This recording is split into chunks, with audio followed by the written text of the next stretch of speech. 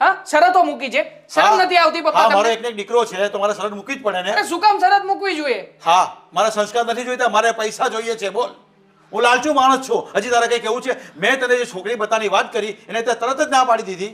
બધું જાણીતું છે, મારા મિત્રની છોકરી છે તો તને એમાં ના પાડી તે મને, તો પછી આમાં શું કામ હા પાડું? અને આ લોકો પાસે કંઈ નથી.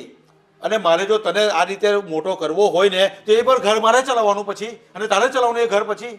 અરે કંઈ નથી, એ લોકોના ખાવાના વેટ નથી. વિચાર આવે છે પપ્પા ક્યાંક તમે લોકોએ આ મારી દિલ તો નથી કરી નાખીને સામેવાળા લોકોની સાથે? હા, એ જ કર્યું છે, વેચણી તો નથી કરી ને? એ જ કર્યું છે. 50 લાખ રૂપિયા રોકડા માંગ્યા છે. બોલ, કેવા આરામખોર બાપ છો તમે.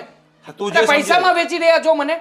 નથી મારે પરણવું પણ એની તને સાથે. એટલે જ મેં ના પાડીને કે તું પેલા મેં જે તને છોકરી બતાવી છે એ તું જોઈ લે, તો આપણે આગળ જવું જ નહીં પડતે અને આની સાથે આપણે વાત જ નહીં કરવાની આવતે.